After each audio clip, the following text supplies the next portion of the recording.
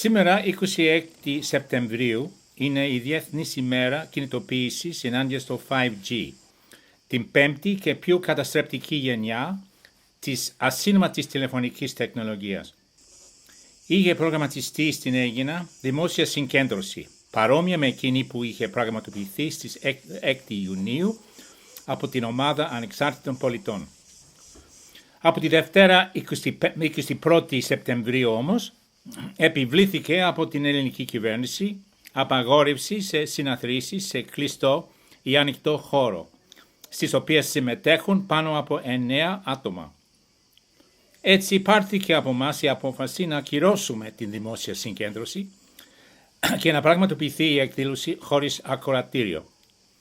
Ευτυχώς, χάρη στην υποστήριξη που μας προσέφερε το κτήμα Κολάτου, έχουμε τη δυνατότητα να μαζευτούμε σήμερα σε αυτό το υπέροχο χώρο και έτσι μπορούμε να πούμε τουλάχιστον ότι προχωράμε χωρίς πολλά εμπόδια. Θα ξεκινήσουμε απόψε με συνέντευξη που θα πάρει η Βάσο Κανελοπούλου από τον Γιάννη Κάση. Κύριε Κάση, μάθαμε ότι έρχεται στην Ελλάδα η τεχνολογία 5G. Μάθαμε ότι ψηφίστηκε στη Βουλή η επέκτασή της με συντριπτική πλειοψηφία. Δεν προηγήθηκε κάποια συζήτηση με τους πολίτες, κάποια ενημερωτική καμπάνια για να καταλάβουμε περί τίνος πρόκειται.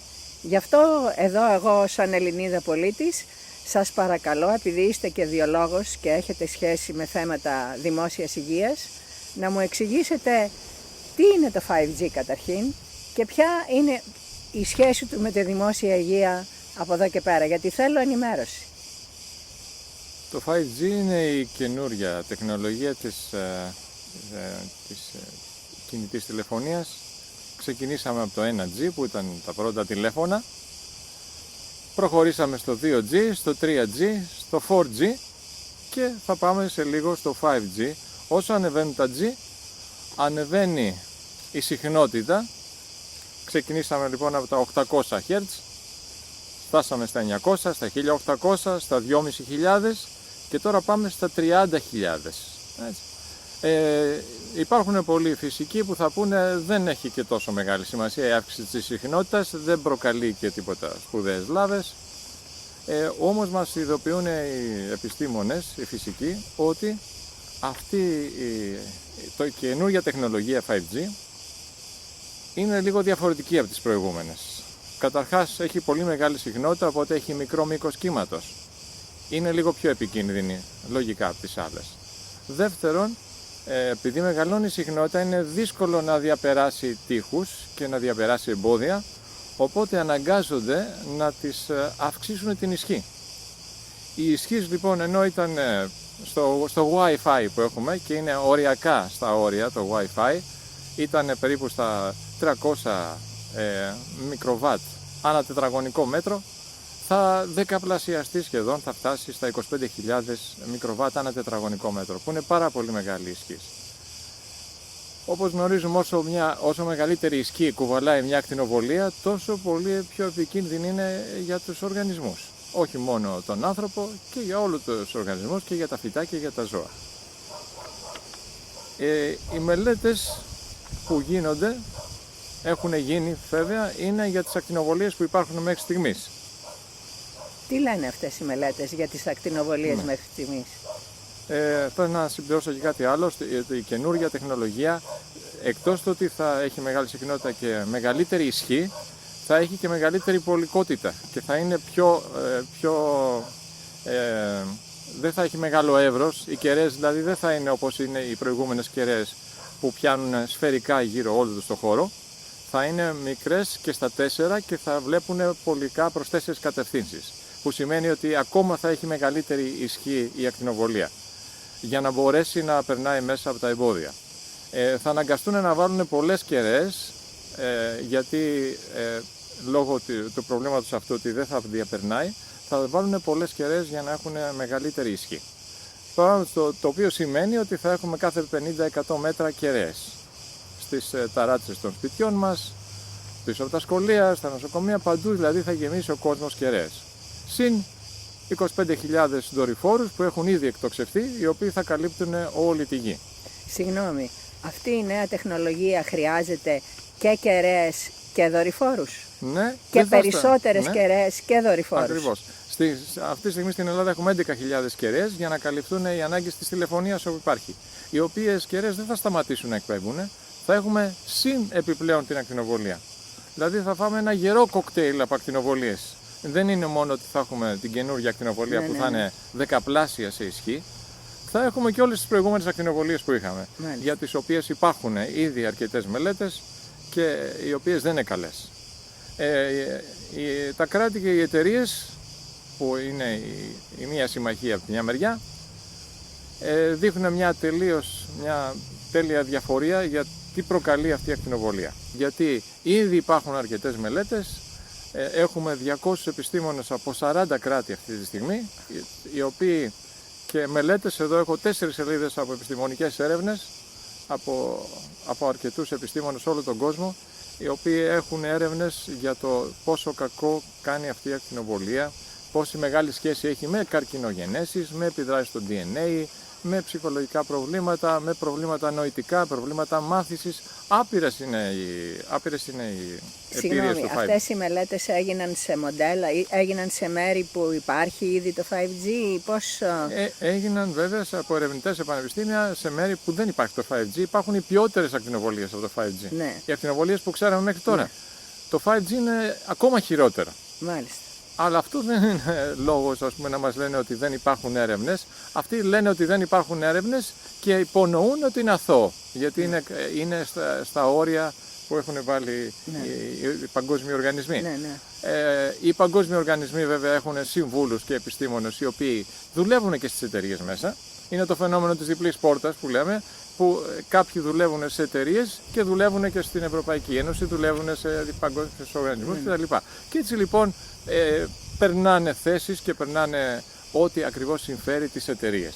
Αυτή τη στιγμή μας λένε ένα αθώο ψεματάκι ότι δεν ξέρουμε, μάλλον δεν είναι επικίνδυνη, ότι είναι πάρα πολύ χρήσιμη αυτή η ακτινοβολία, ότι θα έχουμε πολλά smart συσκευές, θα μπορείς να ανάβεις το θερμοσύφωνά σου από τη λαμία με ένα τηλέφωνο, θα μπορείς να συνδέσεις εκατομμύρια συσκευές επάνω στη σύνδεση, θα έχουμε υψηλότατες ταχύτητες, θα κατεβάζεις ταινίες, πάρα πολλά υπόσχονται, πάρα πολλά πλεονεκτήματα στην επικοινωνία μας. Εμείς δεν φοβούμαστε τα πλεονεκτήματα αυτά, δεν είμαστε τεχνοφοβικοί, δεν θέλουμε να απορρίψουμε τεχνολογία, αλλά πρέπει να αναρωτηθούμε κάπου. Και εμένα μου αρέσει πάρα πολύ να κατεβάζω μια ταινία σε 1 λεπτό. Αλλά το θέμα είναι με τι κόστος. Θέλω να καταλάβω ποιο είναι το κόστος για τη δημόσια υγεία. Διότι διάβασα ότι το 2015 και το 2018 υπήρξαν παγκόσμιες εκκλήσεις προς τις κυβερνήσεις, υπογεγραμμένες από πάρα πολλούς επιστήμονες, οι οποίοι λένε ότι πρέπει να σταματήσει πριν αποδειχθεί, μέχρι να αποδειχθεί ότι είναι ασφαλές. Και ανησύχησα πάρα πολύ και γι' αυτό και σας ρωτάω. Αυτό ακριβώς είναι ότι γίνεται, ας το πούμε κάτι, όπως έχει γίνει πολλές φορές, ένα πείραμα πάνω στα κεφάλια μας και στα κεφάλια των παιδιών μας. Δηλαδή, θα έχουμε την τεχνολογία 5G και μετά από 10 χρόνια να μας αποδειχθεί με πολλές πιέσεις, έτσι, και με πολλές μηνύσεις, θα συσχετιστεί ότι προκαλεί κάποιες βλάβες και καρκινογενέσεις, αφού θα έχουμε χάσει αρκετούς ανθρώπους, θα έχουμε πολλά προβλήματα, πολλές ασθένειες. Το αποτέλεσμα ποιο θα είναι? Να είμαστε εμείς οι ίδιοι πειραματόζωα επί 10 χρόνια για να δούμε αν η ακτινοβολία αυτή είναι άσχημη ή όχι. Πάνω σε αυτό, συγγνώμη, έχω να σας πω ότι διάβασα ότι υπάρχει μια μεγάλη έκθεση από όμιλο ασφαλιστικών εταιριών στην Αμερική που λέει ότι αναμένονται πάρα πολλές μηνύσεις και ότι πρέπει να προετοιμάζονται για αποζημιώσεις. Από την πλευρά την οικονομική οι εταιρείες αυτές. Αλλά αυτό δείχνει κάτι. Δείχνει κάτι, είναι καλό. Αυτό είναι σύμμαχοί μας, οι ασφαλιστικές εταιρείες, αλλά από την εμπειρία μου και με τη δικαιοσύνη, αυτά τα πράγματα κρατάνε 5 και 10 χρόνια. Έχουν τρόπους και οι μεν και οι δε και οι εταιρείες να παραπλάνουν τη δικαιοσύνη, να καθυστερούν, να δημιουργούν εφέσεις, να δημιουργούν αντίθετα χαρτιά, να φέρουν αντίθετες έρευνες. Όπως γίνεται πολλές φορές και με πάρα πολλά πράγματα, γίνεται το ίδιο πράγμα. Δηλαδή υπάρχουν και επιστήμονες οι οποίοι αμφισβητούν τις έρευνες κάποιων άλλων. και μέχρι να βγει μια καθαρή απόφαση και μέχρι τα δικαστήρια να αποφασίσουν τι δεκαετία μας θα τη φάμε, σίγουρα, να μην πω και παραπάνω. Δηλαδή ο δρόμος αυτός, ο δικαστικός και ο δρόμος της έρευνας, δυστυχώς, είναι πολύ δύσκολος. Το βλέπουμε αυτό που τι γίνεται και με τα φάρμακα και με τις ιώσεις και με όλα αυτά. Βλέπουμε πόσο μεγάλο αγώνα χρειάζεται και οι επιστήμονες πολλές φορές είναι χωρισμένοι. Και τη στιγμή που υπάρχουν αμφισβητήσεις για κάτι που σου κάνει καλό ή κακό, δεν επιτρέπεται ο άλλος να το ξεκινήσει. Και μια υποψία να υπάρχει ότι υπάρχει καλό. Γιατί να το ξεκινήσουμε και μετά να το γυρίζουμε πίσω. Αυτό που λέτε ονομάζεται αρχή της προφύλαξης και έχει ψηφιστεί στην Ευρωπαϊκή Ένωση ότι όταν υπάρχει επιστημονική διχογνωμία δεν μπορούμε να βασιζόμαστε σε αμφιβολίες. Πρέπει να υπάρχει η ασφάλεια. Αλλά το ξέρετε ότι στις Βρυξέλλες, στη Γενέβη και στη Φλωρεντία ο Δήμος απαγόρευσε την επέκταση του 5G και ότι επίσης 100 ιταλικές μικρές πόλεις έχουν ζητήσει να παραμείνουν πόλεις ελεύθερες από 5G και πάρα πολλές κοινότητες στη Βρετανία, στην Ιρλανδία. Δηλαδή υπάρχει ένα κίνημα στο επίπεδο της τοπικής αυτοδιοίκησης που αντιδρά. Ναι, είναι πολύ καλό αυτό. Δεν ξέρω ακριβώς ποιες χώρες. Ξέρω ότι είναι πολλές χώρες. Ξέρω ότι πολλοί κόσμος αντιδρά. Έχω δει πολλά βίντεο με κεραίες που καίγονται, με ανθρώπους που αντιδρούν. Έχω δει πολλές κεραίες να φυτρώνουν ακόμα και μέσα στην καραντίνα. Πολλές κεραίες που μπαίνουν σε κολόνες, πολλές κεραίες που καλύπτονται ως δέντρα, κεραίες που καλύπτονται ως θερμοσύφωνες και σε ταράτσες. Ξέρω εταιρείες προσφέρουν 1.500 ευρώ το μήνα για να βάλεις μια κεραία στην ταράτσα σου, που είναι πολύ δελεαστικό ποσό για έναν, να βάλεις στην ταράτσα του και να παίρνει ένα τέτοιο ποσό 1.500 ευρώ το μήνα και ψάχνουν για τέτοιους ανθρώπους. Δηλαδή προχωράνε, ρίχνουν πολλά δολώματα, θα ρίχνουν και πολλά δολώματα στην αγορά θα μας δώσουν και δωρεάν ίντερνετ σε όποιον πάρει 5G και πολλά τέτοια δώρα που είναι τα κόλπα των εταιριών για να περάσουν και να έχουν τα τεράστια κέρδη τους. Οι υποψίες είναι περισσότερες ότι προκαλεί κακό στην υγεία μας. Για μένα που είμαι βιολόγος δεν χρειάζεται καν έρευνες. Εγώ ξέρω ας πούμε ότι το κύτταρο είναι ένα πολύ ευαίσθητο πράγμα με πάρα πολύ λεπτές ισορροπίες. Με πάρα πολύ λεπτές ισορροπίες των ιόντων μέσα, νάτριο, κάλιο, ασβέστιο μέσα στο κύτταρο. Το κύτταρο είναι σαν μια μικρή μπαταρία. Γίνονται χιλιάδες αντιδράσεις σε εκπληκτικές ταχύτητες. Μέσα σε ένα δευτερόλεπτο μπορεί ένα μόριο, ένα ένζυμο να διασπάσει 10.000 μόρια. Φανταστείτε τι ταχύτητες είναι αυτές. Οι οποίες πρέπει να είσαι εκβατικός φυσικός για να καταλάβεις πώς δουλεύει ένα κύτταρο. Και όλα αυτά γίνονται σε εκπληκτικές ταχύτητες. Φανταστείτε όταν ένα κύτταρο ακτινοβοληθεί με ακτινοβολία που δεν υπάρχει στη φύση, τα κύτταρα αυτά είναι προϊόντα εξέλιξης εκατομμυρίων ετών. Όταν έρθει μια ακτινοβολία που δεν υπάρχει στη φύση, το κύτταρο προσπαθεί να προσαρμοστεί. Σίγουρα θα του αλλάξει τα πράγματα. Σίγουρα τα ηλεκτρομαγνητικά πεδία, όλο το νευρικό μας σύστημα δουλεύει με ένα ηλεκτρομαγνητικό πεδίο. Η καρδιά μας έχει ένα ηλεκτρομαγνητικό πεδίο που εκτείνεται 5 μέτρα. Το εγκεφαλογράφημα τι είναι? Μετράνε τις ακτινοβολίες που εκπέμπει ο εγκέφαλος. Ξέρουμε από το 45 ότι κάθε όργανο μας εκπέμπει μια πολύ συγκεκριμένη ακτινοβολία και υπάρχει μια επιστήμη που λέγεται βιοσυντονισμός και μετράει όλες τις ακτινοβολίες από το σώμα μας και κάνει διάγνωση πώς δουλεύουν όλα τα όργανά μας. Επιπλέον στέλνει στοχευμένα ακτινοβολίες πολύ μικρής ισχύως στα όργανά μας και υπάρχουν θεραπείες με αυτόν τον τρόπο. Άρα δεν είναι παιχνίδι να ακτινοβολούμε τα κύτταρά μας. Τα κύτταρά μας το πρώτο που θα κάνουν, μόλις δουν μια ακτινοβολία, ένα ηλεκτρομαγνητικό πεδίο, θα προσπαθήσουν να προσαρμοστούν. Εάν αυτό του συμβαίνει συνέχεια, έτσι όπως και θα γίνεται τώρα με τις πολλές κεραίες, η προσαρμογή τους θα είναι συνεχής. Αυτό το πράγμα όμως δεν μπορεί να το αντέξει το σώμα. Δεν είναι προσαρμοσμένα τα κύτταρα σε τέτοιες ακτινοβολίες. Αυτό βέβαια δεν θα γίνει, δεν θα αρρωστήσω αύριο, ούτε μεθαύριο, ούτε σε ένα μήνα. Μπορεί να πάρει και 5 και 10 χρόνια, και 1 και 2 και 5 χρόνια. Και μετά όταν ο οργανισμός μου βγάλει έναν καρκίνο, βγάλει κάποια άλλα προβλήματα, πώς εγώ θα τα συσχετίσω με το 5G? Είναι πολύ δύσκολο να τα συσχετήσω. Γι' αυτό λέω ότι και έρευνες να γίνουν και αυτά θα μας πάρει 10ετία, 20ετία για να βρούμε τα αποτελέσματα. Δεν χρειάζεται, τα αποτελέσματα τα ξέρουμε. Είναι άσχημα. είναι άσχημα τα αποτελέσματα. Ο πιο απλός επιστήμονας, ο πιο απλός βιολόγος καταλαβαίνει ότι είναι άσχημα τα αποτελέσματα. Δεν χρειάζεται έρευνας. Θα το πω καθαρά. Και ο κόσμος, ο Κοσμάκης και ο απλός Κοσμάκης ξέρει ότι η ακτινοβολία του κάνει κακό. Έχουμε πολλά παραδείγματα για το 5G τώρα τελευταία και σε πουλιά και σε μέλισσες και σε ανθρώπους και σε παιδιά με σκολεία και όχι 5G, απλά αυξημένης ισχύως Wi-Fi στην Αμερική. Είχαμε αυξημένης ισχύως Wi-Fi για να έχουν καλό ίντερνετ και είχαμε λιποθυμίες και διάφορα επεισόδια. Σε άλλα σχολεία στην Αμερική είχαμε λευκαιμίες και καρκίνους στα παιδάκια, στα σχολεία. Γιατί από πίσω τους είχαν έναν τηλεοπτικό σταθμό και είχαν κεραία. Από ό,τι καταλαβαίνω υπάρχει πρόβλημα για το οικοσύστημα κιόλας, πέρα από τη δημόσια υγεία του ανθρώπου. Και για τον άνθρωπο και για το οικοσύστημα. Βέβαια οι κεραίες θα εγκατασταθούν πρώτα-πρώτα στις πόλεις. Άρα οι πρώτοι που έχουμε κίνδυνο είναι οι έγκυες γυναίκες, τα παιδιά, οι νέοι και μετά και εμείς και ευπαθείς ομάδες. Όλοι αυτοί θα έχουν πρόβλημα. Και ειδικά τα παιδιά τα οποία θα συσσωρεύσουν ακτινοβολία για πολλά χρόνια.